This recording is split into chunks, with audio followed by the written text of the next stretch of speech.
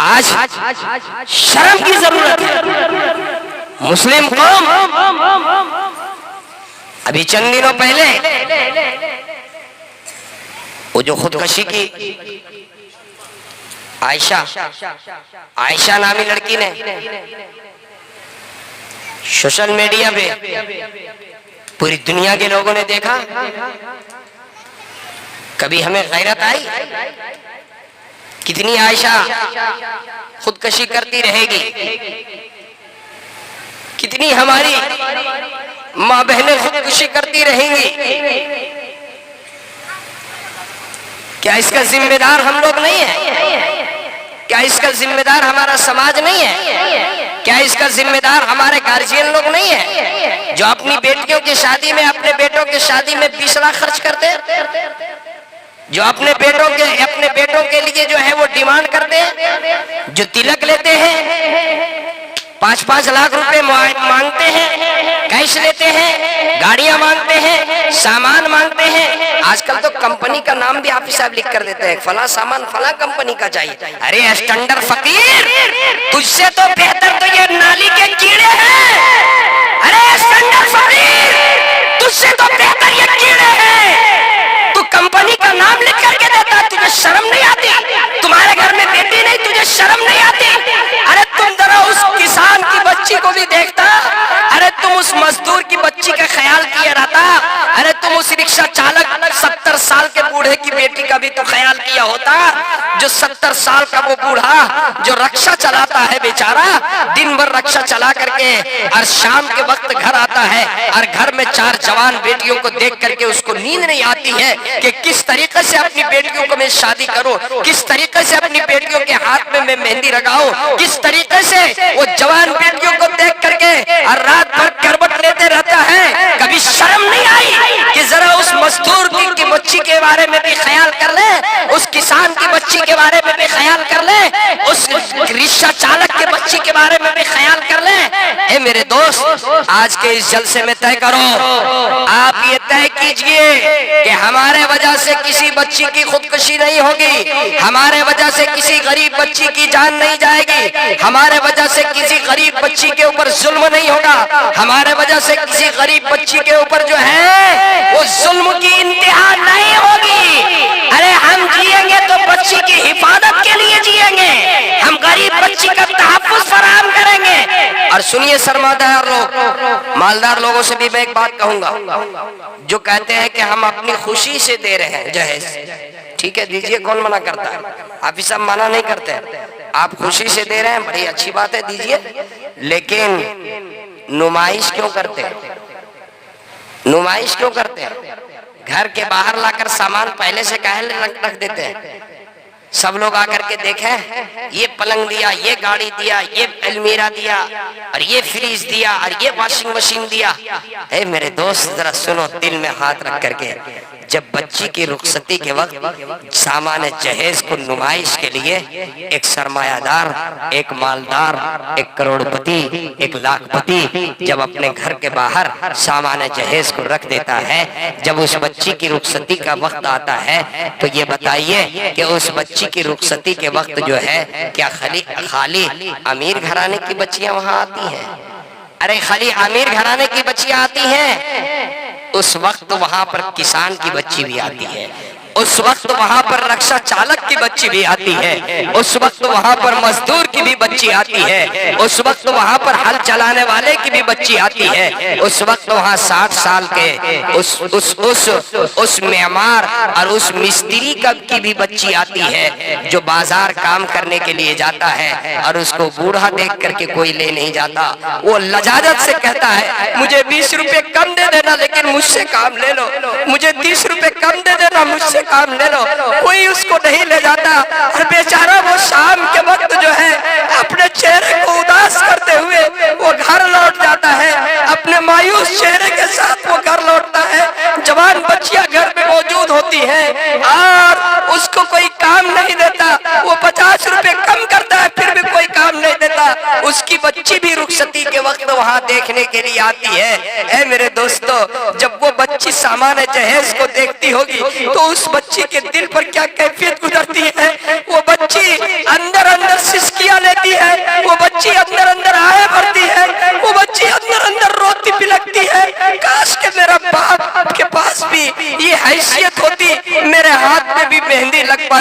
मेरे बाप के पास ये हैसियत नहीं है, उनको तो काम भी नहीं मिलता है, पेट के लाले पड़ रहे हैं, भूख की वजह से फाके में है, दो रोटी भी मुयस्सर नहीं है। कहाँ से मेरा बाप गाड़ी लाएगा, कहाँ से मेरा बाप पलंग लाएगा, कहाँ से मेरा बाप अलमीरे का इंतजाम करेगा।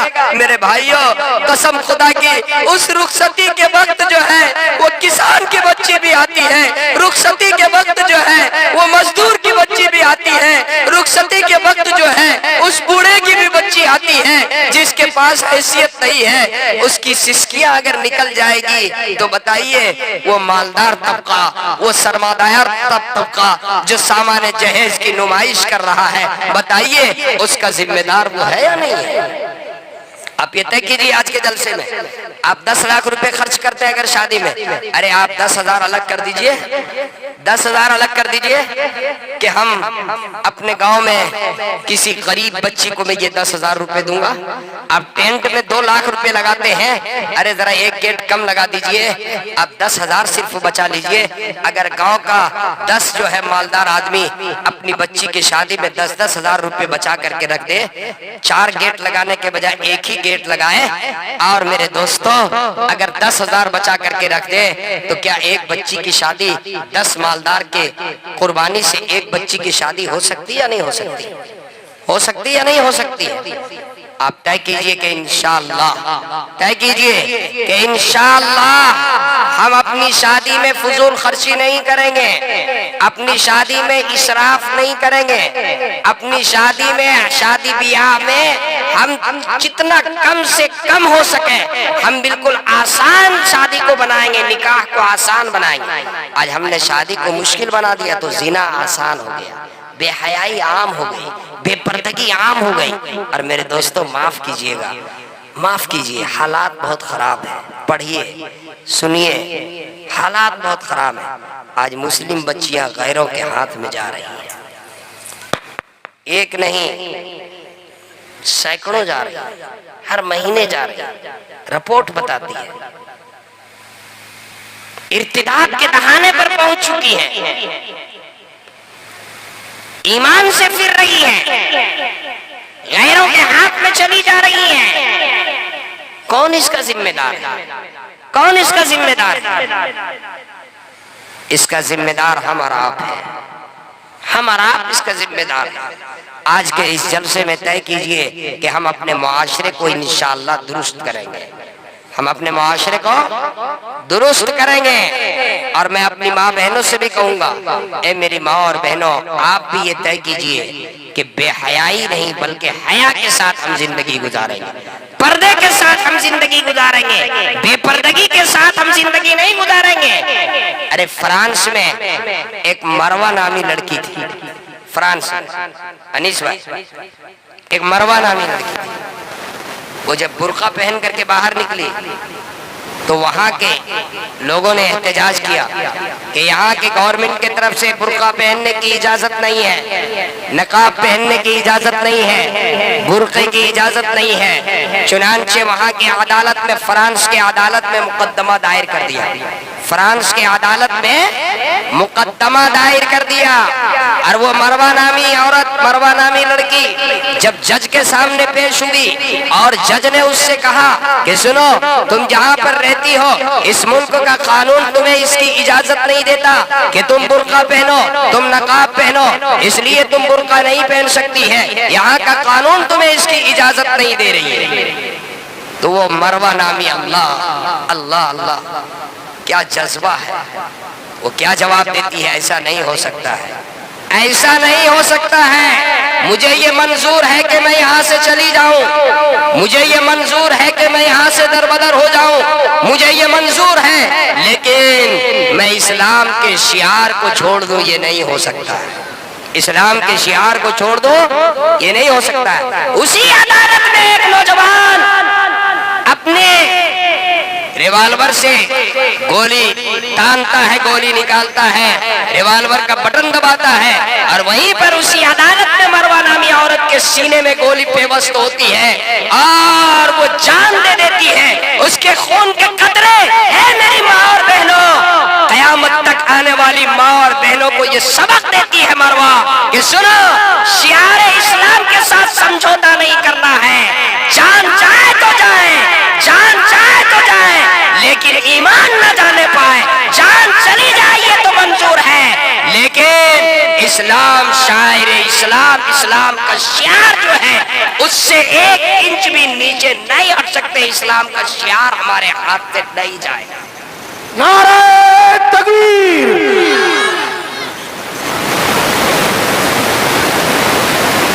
अज़मते मुस्तफा, जोर से कह लो, नारे तकबीर, अज़मते मुस्तफा, उलमाए हक जिंदाबाद, जिंदाबाद। अभी मैं यहाँ पर आया तो एक साहब ने कहा कि मौला साहब थोड़ा सा उस मलून के बारे में बोल दीजिएगा, वो जो 26 आयत को निकालने की बात कर रहा है।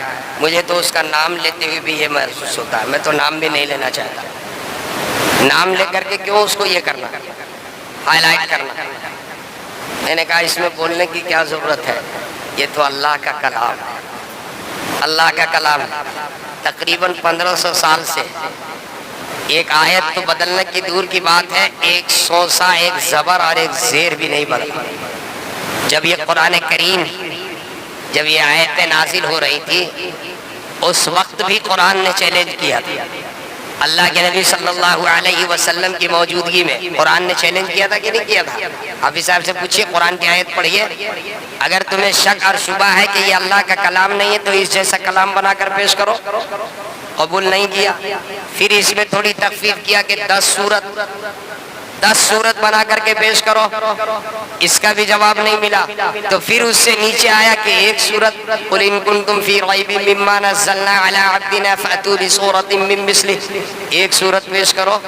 और प्यारे आका सल्लल्लाहु अलैहि वसल्लम ने सूरह कौसर 3 आयत, इन्ना आतैना कल कौसर फसल्लि लिरब्बिका वन्हर इन्ना शानिअका हुवल अबतर, इसको लिख करके प्यारे आका सल्लल्लाहु अलैहि वसल्लम ने फरमाया कि जाओ और इसे लटका दो खाना काबा। खाना काबा जहाँ पर बड़े बड़े शायर और बड़े बड़े अदीब और बड़े बड़े फनकार अपनी शायरी लिख करके लटकाते थे। एक अपनी शायरी उसमें लिख करके अपना शेर लटकाता था, दूसरा उससे बड़ा शायर आता था, वो उसको उतार करके अपना लिख देता था, तीसरा आता था उसको उतार करके और वो अपना लिख देता था। फन शायरी एक से एक वहाँ पर लटकाई जाती थी।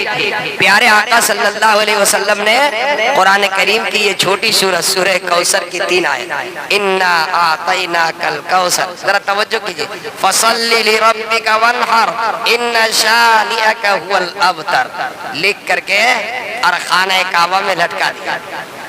अब सब लोग आने लगे जवाब देने के लिए। तो उस वक्त जो सबसे बड़ा शायर था, बावा जिसको कहिए, शायरों का बावा, उसका नाम था लबीद। क्या नाम था उसका? लबीद। लबीद आया। लोग खुश हो गए कि आज तो जवाब मिल जाएगा कुरान की, आज जवाब मिल जाएगा कुरान का, आज ये जवाब लिख देगा। लोग बहुत खुश थे। लबीद ने कहा, ईतूनी बिकिरतास, कागज लाओ, कागज लाओ। लबीद कितना बड़ा शायर था। अभी आपके सामने उड़ीसा के बड़े शायर आ गए, कारी कमरुल इस्लाम साहब कमर।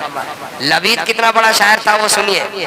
लबीद की शायरी का आलम ये था, भाई इधर देखिए, लबीद के शायरी का आलम ये था कि लबीद जब कुछ बोलता था तो उसके बारे में यह है कि अगर लिखने के लिए कलम ना हो तो खंजर से लिखो, अगर लिखने के लिए कलम ना हो तो खंजर से लिखो, और अगर रोशनाई ना हो तो गर्दन की रग काट करके और इसकी खून से लिखो।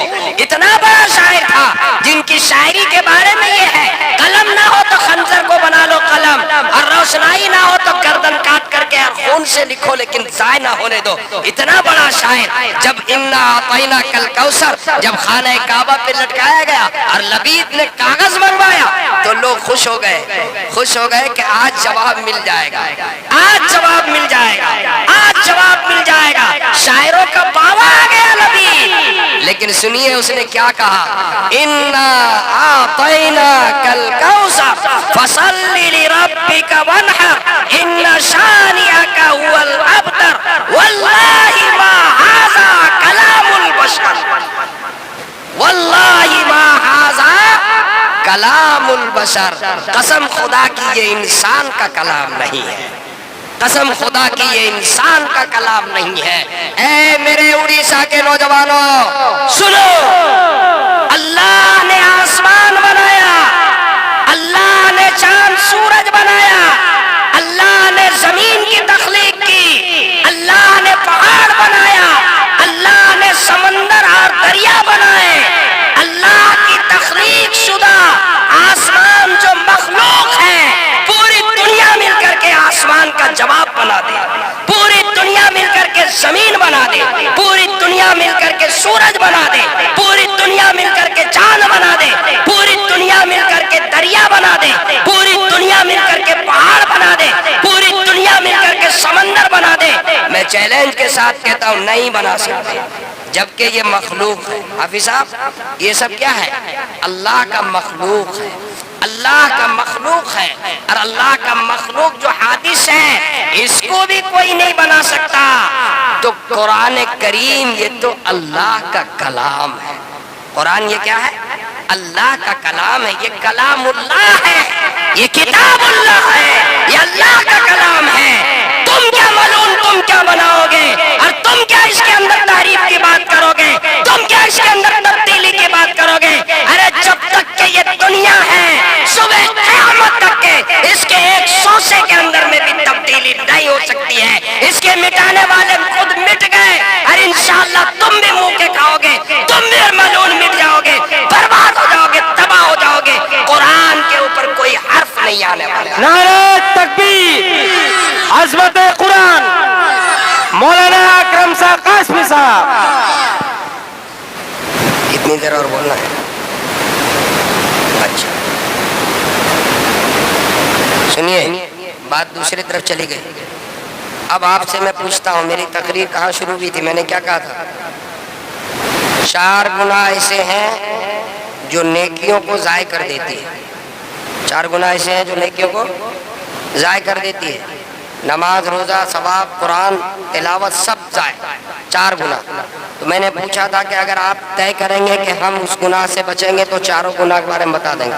2 बता दिया। कौन कौन? नंबर 1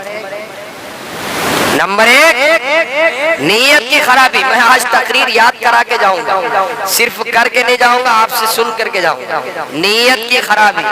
नंबर 2 तकब्बुर, गुरूर। और नंबर 3 हसद और जलन।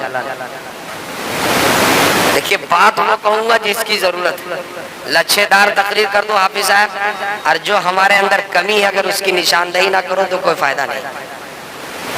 हसद और जलन, आज मुस्लिम समाज इसी में तबाह। हर एक कहते हैं कि अपने दुख से दुखी नहीं, दूसरे के सुख से दुखी।